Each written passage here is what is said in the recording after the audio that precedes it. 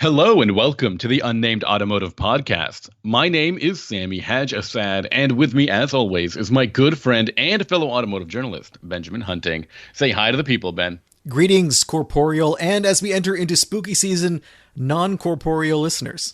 Yes, greetings to everyone. If this is the first time you're listening to our podcast, thank you for trying something new. I will reiterate, Ben and I are a pair of automotive journalists, but more important than that, we are very good friends. Right, Ben? Sure, yes. Less of a pause this time, I noticed. Well, I know that it makes you uncomfortable when those pauses, they feel like a judgment on our friendship, I think, from your perspective. Mm-hmm. Maybe I'm projecting. Yeah, maybe. The other element is I'm hoping that next year it'll be instantaneous, right? Next like year. that well, each episode. You're like prodding. You're training me. You're like prodding me to close the gap every episode we do. That's right. Millisecond shorter. And I think by the time we get to next year, it'll be like instantaneous. You know, if you want to train me faster, you really have to click train me. I know. Or like a water pistol. You know, both of those things. It's very hard to do from our distance. Both of those things are effective. Ben and I are a pair of automotive journalists. You can find Ben's work all over the internet. Ben, give him a scoop. Sure, you can find it at Motor Trend, at Capital One, Auto Navigator, and at Haggerty. And you can find my work at autotrader.ca, driving.ca, and the Capital One Auto Navigator as well. Ben, we've got a pretty cool car to talk about this week. Yeah. Are you gonna start us off, or do you want me to start us off? So it's a vehicle that I have driven before. Sammy has somehow still not driven it, which is a little disappointing because I'm avoiding it. Yeah, I guess so.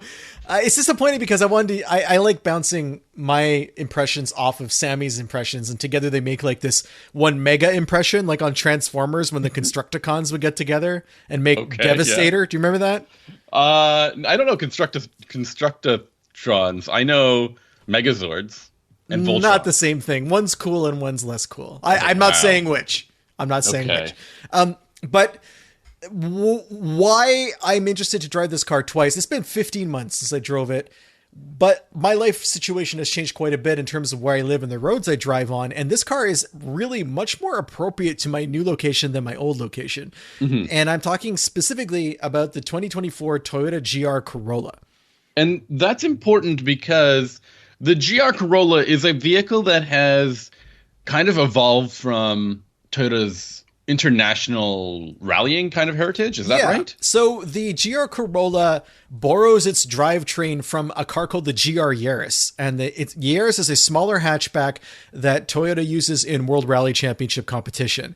And recognizing the fact that in North America, they probably would not sell nearly as many of the Yaris hot rods as they would a Corolla, because Corolla is roughly the same size as, say, a Civic Type R or a Volkswagen Golf R. That's kind of the demographic they're going after. So they put it into a Corolla, but it is a 3-cylinder turbocharged engine, which automatically makes it weird in the hot hatch world. No, but you know what I mean? It's the only one like that, right? Sure. I can't think of another hot hatch that has that type of drivetrain. Yeah. It has an all-wheel drive system. There's a really great explanation on Mighty Car Mods, which is a website / YouTube channel, blah, blah, blah, that went on kind of a deep dive about what Toyota calls its intelligent torque controlled coupling system, which is, it's not an actual center differential. How Toyota decided to manage the torque in the all-wheel drive system is they have you can get my version of the car. I drove the Circuit, which is the top trim for 2024. That changes next year, and we'll talk about that later. Okay. But it had a Torsen limited slip differential at the rear of the car and at the front of the car, I believe, on the Circuit. But just ahead of that rear differential is a electromagnetic multi-plate clutch pack. So this takes the place of a traditional center differential. I know that, vehicles like the WRX STI would have a driver controlled center differential where it would mechanically tune, or not mechanical, I guess it's mechanical, hydraulic. It would tune power towards the front axle or the rear axle. Yeah. The way Toyota does it is there's 3 driving modes. You can do when you start the car, it's 60% to the front, 40% to the rear. Ew, gross. Don't like that. if you push the button for the selector, it goes into track mode, which is a 50-50 split. And then if you turn the dial to the right, it's a 70-30. So the 30% in the front, 70 in the rear, which is my preference for this kind of thing. But that's done, the torque controlling is done through this ITCC device, this clutch pack. Yeah. And it's kind of like a Haldex system, which is familiar to anyone who's, driven a Golf R or a modern Audi with the transversely mounted engines. They all use Haldex all-wheel drive, but it's smaller, more compact, and it's lighter. And a big part of why Toyota went with this system is because the Yaris platform is pretty tiny. Mm-hmm. And they needed to be able to package it in such a way where it fit into a car that was never designed to have all-wheel drive. I just think that's neat. I think it's an interesting system. It partially compresses the clutch plates in the normal mode, the 60/40, and you get even more compression when you want to go 50, and then the maximum amount of compression there's 12 clutch packs inside, 12 plates inside the clutch pack, and the maximum compression is to give you the 70% at the rear. One weird detail of this system is Toyota has geared the front differentials and the rear differentials differently. The rear differential is 1% faster than the front, which it allows it to send 60% of the power to the front wheels when it wants to, even if the front wheels aren't slipping. Like, the system is able to manage the power, instead of relying on wheel spin to send that power, because the gearing is different. It kind of simulates that wheel spin and it allows the power to go to that. So I thought that was kind of weird. And when I was driving the car, you can occasionally, I don't know if I'm catching the system out or off guard, but there were times where I felt like I could feel the clutch pack managing power distribution from one axle to the other. Really? Yeah. It happened. Is that a good thing or is that a bad thing? Do you want that communication with the vehicle while you're driving it like that? Or do you want something that's a bit more seamless and feels kind of like magic? So I don't think that this falls under the heading of communication. Okay. I feel like when you have a driveline, it should be seamless. That's why I really prefer mechanical limited slips and whatnot. The Subaru mechanical all-wheel drive system is also great. I mean, they have their limitations. You can't manage things as minutely as you can with an electronic system. Right. But it's instantaneous. And they apparently are, sorry, when you say instantaneous, you're talking about a mechanical system is instantaneous. You find that so? It can't not be so. It operates at the speed of whatever you're doing. Like, there's no calculation. There's no calculation that must be made before an actuator happens and a clutch pack changes. You know what I mean? A mechanical, the wheel, everything is spinning, and the way that it spins determines how the power is distributed. That's fair. Yeah, I understand that. So I always find that the redistribution of power to be occasionally quick in these more electronically control systems. So I just didn't like feeling it when I said catching it out. I guess that's my word for being a bit ahead of where the power should be. Okay. And that was either that's a function of the all-wheel drive system or a function of the traction control system. I'm not sure. It's not a deal breaker. It's not a constant thing when you're driving this car, but it was something that I noticed. Okay. It's important to me that we talk about this hot hatch, because I think the hot hatch segment has changed a lot from where it used to be a few years ago, when they were affordable compact cars, into now something that's far more expensive and versatile. Yeah. I mean, this is a $46,000 car in the US, and I think in Canada it's around $59,000. And then, of course, there's the Civic Type R. And then we know the Golf and the Golf R, which is really a high-tech product that seems to hit a different market sometimes than these other two cars that I just mentioned. Well, I would say that the Corolla, or as you call it, the Corolla, is cheaper than both of those options, right? That's ideal. And there's only one model that I think is cheaper than both of those, but it's not all-wheel drive. It's more like the Civic Type R, and that would be the Elantra N, but that's not a hatchback. It's not a hatch. I feel like that's a different conversation. Okay. And the flip side of it not being as expensive, I didn't really want to get into this right away, But Okay, sorry. well, no, it's fine. The cabin is not at the same level of fit and finish, I think, as you would find in a Golf R. I'm not saying the Golf R is particularly well appointed, especially with the interface issues that you and I have had with that vehicle in the past.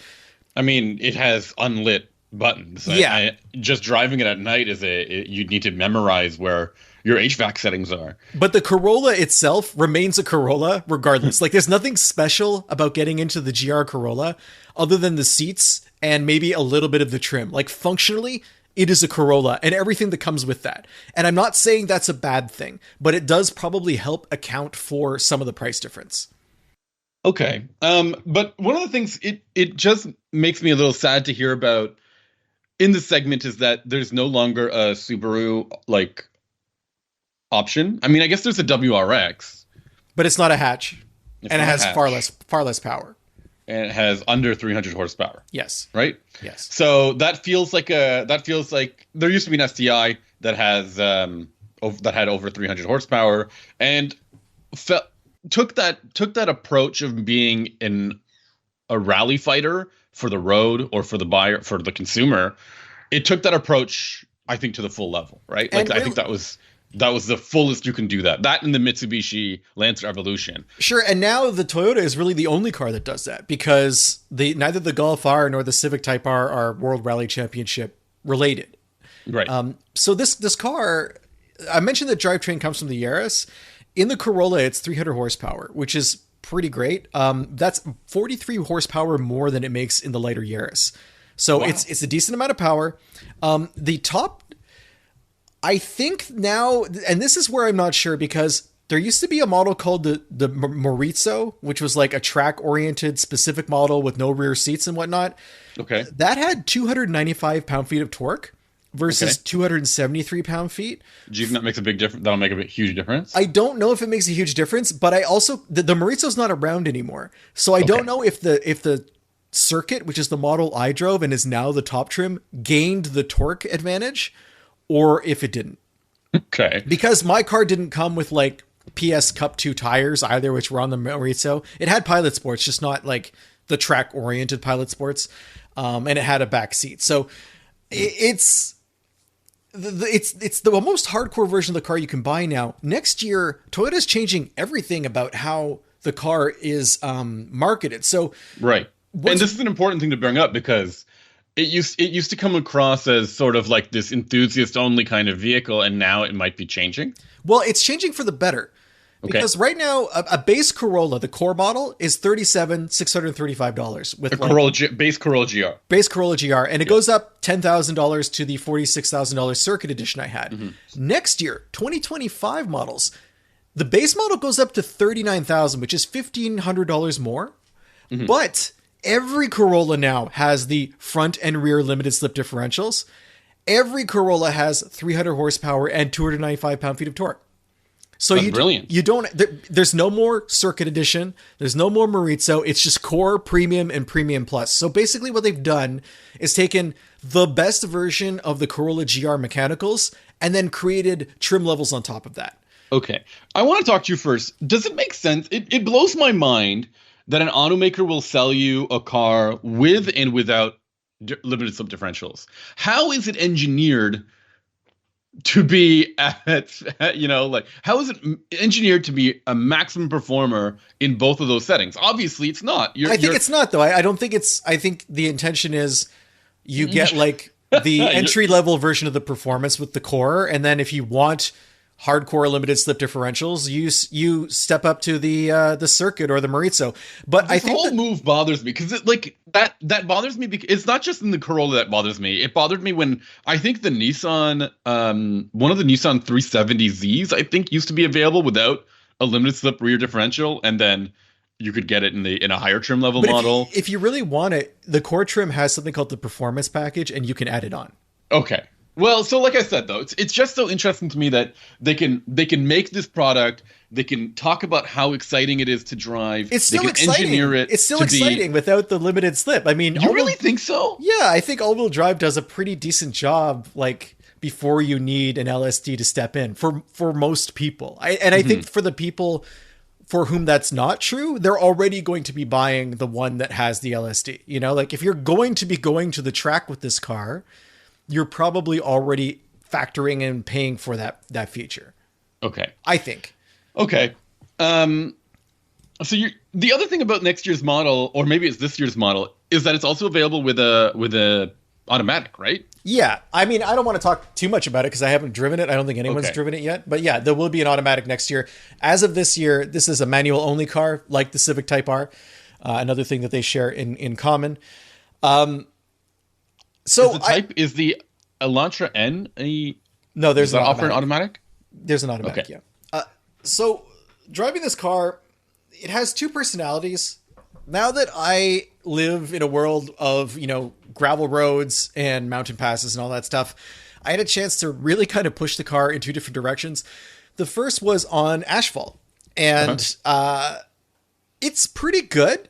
It's surprisingly easy to launch for a manual transmission all-wheel drive car. That is really not often the case. You can very easily bog these cars down or smoke the clutch trying to not bog the car down, and it can be frustrating. Interesting. I did not have that problem with this car. The GR Corolla is quite comfortable really doing a high RPM launch. And I even got wheel spin while I was doing it, which is I turned off traction control, I turned off stability control and whatnot. I had it in. Are those easy to do? Or is it easy to turn those off? Is it it seems like pedal dance? Is it a button press? No, it's a button where Konami code. If the first time you push the button, everything turns off and it says expert on the dashboard. I don't know what expert means. So if I hold the button, is it talking about you or someone else? If I hold the button, the expert light disappears. Like it's just gone. And I'm like, oh, I guess. Is that better? I don't know. And it's like the expert's on his way. You hold the button. They're like, oh, we sent him back. Cancel the expert. Yeah. So it's I was able to get wheel spin, so it was definitely gone. What I noticed on asphalt is, do you think expert being on the dash it means wheel spin or no wheel spin? I think it means there's traction control on. Okay. Or stability control of some kind. Well, I took this car on the way to make me feel like an expert. I took this car on the same roads that I drove the BRZ, or not the BRZ. What was it? Was it a BRZ or was it a GR86? I think it was a BRZ. BRZ a couple of weeks ago. Whatever they're calling it now. And it was really interesting to compare these two vehicles because they're both enthusiast cars that come at the same. They try to give you the same amount of fun in two totally different ways. Mm-hmm. And you do have a lot more power in the GR Corolla, and that's extremely noticeable, especially when going up a hill or when launching. But what you also get with the Corolla is a surprising amount of top-heavy feeling. I was not nearly as comfortable on asphalt in the Corolla throwing it through corners as I was with the BRZ. And so when you say top heavy feeling, you mean like body roll lean. Or I mean body lean, and I mean the feeling of body lean, and also the car was willing to move laterally through a corner in a way that the BRZ was not. And I found that really interesting. I didn't feel comfortable pushing it as hard as I would have pushed the BRZ GR86 twins in the exact same circumstances, exact same roads. Okay. Then I took it onto dirt, and oh boy, I had a lot of fun with this car in low traction situations. Again, all of the nannies off, moving between the 70% rear and the 50-50 power distribution. The car is very, very happy to, initiate a handbrake turn and then pull full throttle out of that corner up a hill and then slide into yet another corner with the handbrake again. I didn't get any intervention from electronic nannies. So many cars these days, when you pull the handbrake, it kills the throttle. Right. Like dead. And this car did not do that. It was also a car that just felt more comfortable to be on gravel and with a little less traction and having the ability to slide just a little bit. You could definitely slide this car using momentum alone and not having to rely on like a clutch kick or a handbrake pull. It was a lot of fun. It really made me work. Like my heart rate was a bit elevated at the end of one of my sessions, not from adrenaline, but from the amount of driving I was actually doing, like steering and pedal work and keeping everything pointed in the right direction and just anticipating what the car was going to do. And that's a rare thing these days for cars, which I think are often very insulated, and you don't necessarily make that same connection with the actual act of driving. And I was happy with that. The only times I felt the car let me down a little bit was there were occasions where if I was going up a hill after a slide, or just going up a hill in general after a corner, the car really, that 3-cylinder engine, it does not have the torque of a Turbo 4. And in the sense that the torque delivery down low is not impressive. Okay. And I would often feel caught between second and third gear, where if I had stayed in... that's the worst. Yeah. Yes. If I'd stayed in second gear, I would be bouncing off the limiter. But in third gear, I may be at like 3,000 or 4,000 RPM, and I don't have enough torque to authoritatively launch up a hill. And it almost felt like the car was bogging.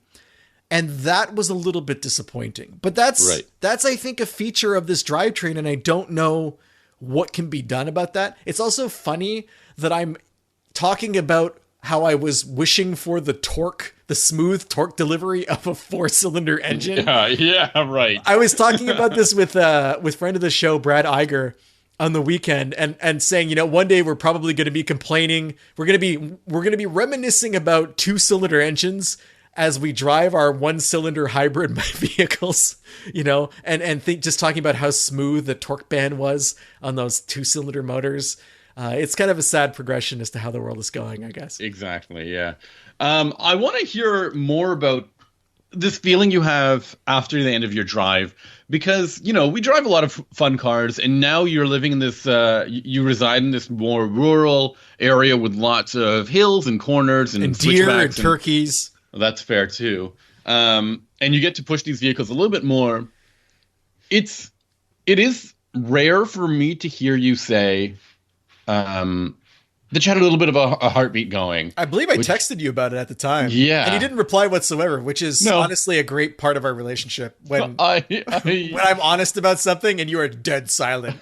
I like to think about it and wait for the podcast.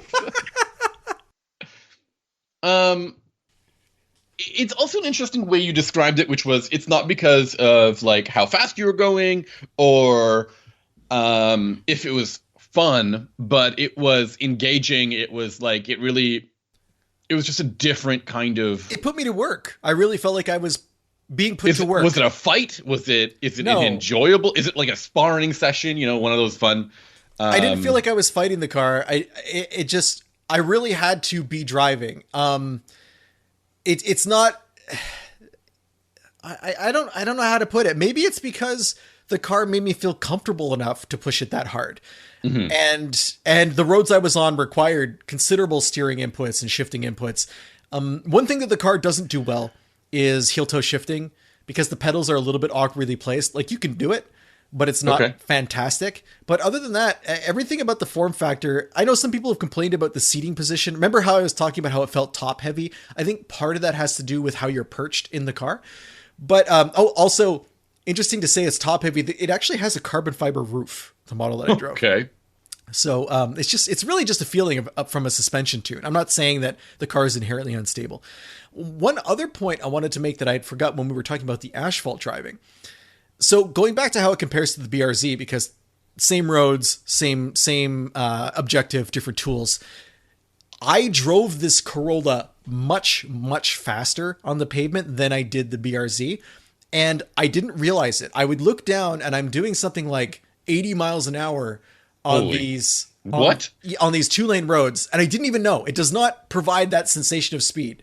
That's interesting. I would imagine a small, loud car would give you that sound. I would have thought so too. It is quieter than a BRZ as well. Weird. Yeah. The BRZ, I definitely knew when I was traveling quickly, and I did not travel that quickly on the asphalt. Again, has less power. I would have had to be at a very high rev to do that, I guess. So it was an interesting contrast. Interesting. And, you know, I've complained a lot about not complained, but maybe talked about how the Civic Type R in the past has felt very clinical to me, and how I really enjoyed the Veloster and the Elantra ends because they are more rambunctious and boisterous and fun. I feel like the Corolla GR, or the GR Corolla, however they want me to say it, I feel like it falls in the middle of those two things. That's really good. That's actually really important. I find that the Civic Type R feels fantastic on smooth road. I think you called it clinical, and I think that's fair. I really loved the way it felt on those, like in the right conditions. But if those conditions were not right, if you had an imperfect road or the regular commute, there is that ride was so stiff that you could not feel like you're having fun in any other condition than either a track or a super smooth road. Well, that was part of why I was happy to drive the Corolla on these conditions, because there aren't a lot of smooth roads out here.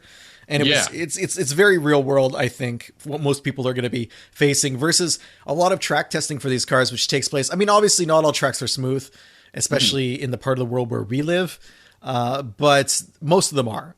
And you're going to end up with maybe an impression of the car at its limits that aren't really being challenged by being upset by a bumpy part of the road. Right.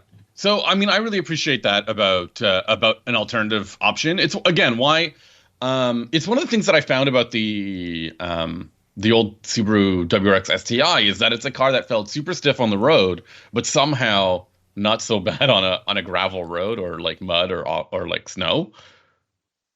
It was weird like that, right? And the car was pretty useful. I mean, it's as useful as any other Corolla. There's nothing weird about it. It's got three. There's no like cage or bar in the back. No, and it's got three exhaust outlets. I mean, if that weirds you out, and some people aren't into that, they say it's not symmetrical enough. Although if you split that middle exhaust right down the middle, it is the definition of symmetry. So I don't. Thank you. I don't know where that comes from, but I like the sound of a 3-cylinder too. Typically, actually, I find them to be it's okay, pretty funky in this car. It's okay. It's quieter than I would have thought for a performance car. What was the other car that has a 3-cylinder? The Mirage. If you hear a Mirage, sometimes that sounds pretty gnarly. Yeah, well, it's probably because it's about to explode or fall apart. Maybe. If you cross the train tracks at the wrong angle, the airbags deploy. I don't know. What else do you want to talk to me about this car? You mentioned how much it costs. You mentioned that it color, very blue. Yeah. Okay. What kind of blue? Baby blue, dark blue? Kind of like a sky blue. Okay. Cool. Like an electric sky blue. It had fender bulges with vents and stuff. It had like a little wing that comes off the top. You think all that is functional? Pretty discreet. I don't know. Probably. Hopefully. It's certainly functional from a marketing perspective. It had hood cutouts for vents and stuff. Mm-hmm. I'm glad this car exists. I mean, I don't think it's cynical at all. I feel like this is really some people at Toyota who are like, yeah, we can make we have this racing program, we have this engine, and let's try and make something that I think is cool. Now, the real question is, will it be impactful in North America? I think that rally sport or rally racing as a sport might not be as popular as it is around the world. Anecdotally, I know a journalist colleague who traded in his Golf R that was a total lemon and bought one of these. That is a good deal. Okay. And is very happy with it for the most part. I don't think I would want it as a daily driver. I think that part of my life is over. I feel like these are cars that I want to experience and enjoy in specific circumstances. I don't think I would want to commute in this car. I'm not saying it's a bad commuter in any way, but this is a car that you could realistically do everything in. I think it's fine for that. But I think that like when you're spending that much money, you know, this is an almost $50,000 car. And at that point you have a lot of choices, and you might want to make different choices if primarily you're going to be commuting. That being said, I think this is a legitimate, well-intentioned enthusiast car. I don't think they cut any corners. I'm happy that they decided to keep the interior basic and focus on the mechanicals and just make it interesting to drive. Mm-hmm. And it's not a wild experience. Like you don't get out of the car and you go, whoa, that blew me away. Like in the same way that the Elantra N product and the Veloster N kind of did. They felt like co-conspirators. This just feels like a really well put together compact performance car. Cool. Anything else you want to talk to me about with this car in particular? I don't think so. I think I said my piece. What about other things going on that you wanted to chat about in the industry? Anything that caught your eye recently? Well, you sent me this link about NASCAR, a sport that I don't really follow these days, but I was a fan for a very long time. And you sent me a link that says Michael Jordan is suing NASCAR. Yeah, Michael Jordan has a team. You know that, right? I do now. Yes. 23XI Racing, or 2311, I suppose, 23XI. Racing and Front Row Motorsports are going to sue NASCAR for anti-competitive practices. So, from what I understand, there's a team charter that NASCAR, I guess you could consider it the collective bargaining agreement between NASCAR's race teams and the commissioning body of the sport. And it's been taking 2 years or something like that to get everyone on board with the new agreement. And this agreement, much like any other professional sport, it's about revenue sharing. Yeah. And there's important nuances when it comes to racing and revenue sharing, because not every team that shows up at a race gets to participate in that race. They have to qualify to get in the race. There are and qualifying means you have to turn a lap that is fast enough to be in, I think, the first 43 cars. I'm not sure how many they're running these days. It usually hovers around the 40 mark. But this is important because there are exceptions to that. Like if you're a past champion, if you have this status, if you have that status, there are different ways to get into the grid, even if you don't qualify for that particular event. Yeah, it feels like there's some sort of inequality, in the process, right? Well, there's that, and then there's the fact that if you show up and you don't qualify, you're still on the hook for your tire costs, paying your crew, your fuel, all of that stuff. You came, you tried to get into the race, you didn't get in the race, and you go home, and that's expensive to do. So part of what this charter is about, from what I understand, is revenue sharing, because NASCAR makes billions of dollars from TV contracts, and very little of that gets filtered down to the race teams. But also, teams wanted guarantees. They wanted to know that if they showed up on the weekend, they would have one of those 43 spots. And the points that I believe Jordan's team is making is that NASCAR pretty much is the only game in town at that competitive level. And they've bought a bunch of racetracks. I've had personal experience with this. So I used to go to New Hampshire Motor Speedway, which is now called, I believe it's called New Hampshire Motor Speedway now, but it used to be New Hampshire International Speedway. The reason the name changed is because it was bought by Speedway I think it's called Speedway Incorporated. They're a company that's owned by Burton, can't remember his last name. He's a partner with NASCAR. He owns a ton of tracks. And when that happened, lots of things changed at the track. Like they took out the grandstands that we've been sitting in for 25 years. Those seats just don't exist anymore. They bulldozed them. They changed the dates for the race. They changed that track used to have 2 dates a year. Now it only has one. All of this to say is that NASCAR has control over most of the racetracks that it uses on the circuit. And it also bought up a lot of the competitive series like ARCA, which was a different way to race stock cars and not necessarily be in the NASCAR feeder system. And because of that, if you're Jordan and you show up and you don't make the race, well, too bad for you. Like you can't just go and decide I'm going to compete in a different series because the tracks don't have dates for whatever series, if it did exist, and the series isn't available in the first place. And there's also arguments about how NASCAR is becoming more and more of a spec series where they're controlling which parts you can install in the car and who you can buy them from, which is another. That you can only buy them, I think, from them, essentially, right? Yeah, and that becomes a big point of contention for teams.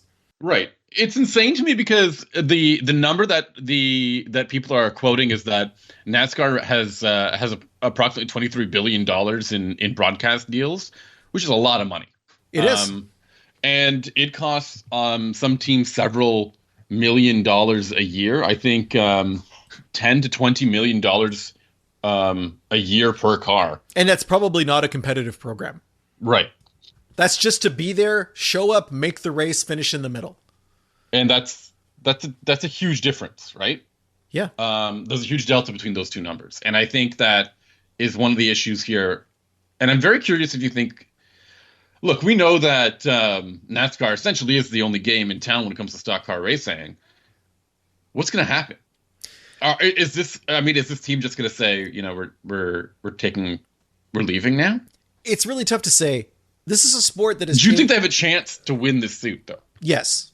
Yes. Because of, if you look at the United States right now, there's a lot of anti-monopolistic and antitrust related legislation, lawsuits, et cetera, that are going around. Right now, the Justice Department is targeting Google, Microsoft, the usual suspects, basically, for being monopolies. Companies that, instead of creating new products, simply buy competitors and force them out of business or incorporate them into their own offerings. And that's starting to cause legal problems for those companies. So I think that the appetite is there in terms of getting public will on the side of plaintiffs in these lawsuits. But also, I believe the government is and courts are they have a favorable ear to these kinds of arguments. But the other thing is, this is a sport that I followed for a long time, from when I was young till maybe I was in my late 30s. And the amount of change it underwent in that period, where when I first started, my dad was a big NASCAR fan in the 80s. So I watched NASCAR. And at that point, it was getting more expensive to run, but it was still like, we would go to the track and there would be people who would just show up for a regional race. Like, you're in New Hampshire, so guys are coming in from Maine, New Hampshire, whatever. They're going to try to qualify. If they couldn't make the cup race, they would try to qualify at like the next tier down, the supporting Busch level race. Okay. And if they didn't, they would go home. And these are, simple teams. They're not companies with massive sponsorships. The 90s, NASCAR blew up. It became huge money in a way that it had never been. And that led to this arms race of the cost of actually being competitive in the sport, the technology that's used in the sport, until you get to how things are today. And along the way, the sport has had to weather a lot of problems with fans. Like, when I first went to races in New Hampshire, there would be 50,000 people, then there would be 150,000 people at the track. And that for like that weekend, that racetrack would be the largest city in New Hampshire, just because of how many spectators were there. And now the reason they bulldozed all of those grandstands that I used to sit in is because no one goes anymore. Right. And how much longer can a company that used to be gate driven, but is now TV driven, hide that money from the very participants that are creating the product that they're selling on TV? Yeah. I mean, not long. I mean, it feels like they're just shooting everyone in the foot. Right? Especially if you have, like, if we want to expand this to, even further into other types of sports, there's no salary cap. That these teams, they can spend unlimited amounts of money. Basically, they're limited into the testing they can do. So that really does cut down on the amount of expenditure. But if you're a huge team, you can have a lot of people making sure your engines don't blow up, right? It's the equivalent of having a very deep bench in basketball or hockey or something. So if it's costing like if Denny Hamlin is coming to the sport and he has $7.5 million to run a season, and he can't run one car for $7.5 million, just make the races. How insane is that compared to when it used to be people just showing up? Yeah, it seems impossible. It seems like this is what's the end game, right? You asked that, and I don't know. I don't know what can possibly happen here. Yeah, it's wild. That's sad. I mean, motorsports is a big part of what we enjoy about the automotive space and the industry, and that we just talked about a car that is a byproduct of motorsports, right? In the Corolla GR. Yeah. I don't know, how much NASCAR plays into the grand scheme of things, but of course, a lot of teams, a lot of automakers, some automakers do participate in NASCAR in some level, and this information and the marketing of those vehicles is it's a big deal.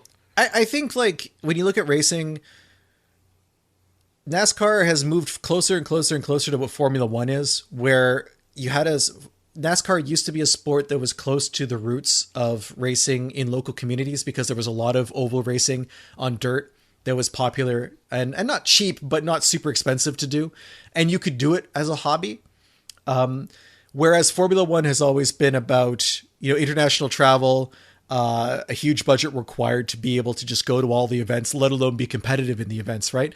But NASCAR is at the point now where it's no longer tied to those roots. I think that it's a separate thing that has been built on top of that enthusiasm. And it makes me wonder, like, does NASCAR as a sport have the appeal to still be interesting to people who would go to watch a dirt race in their local community?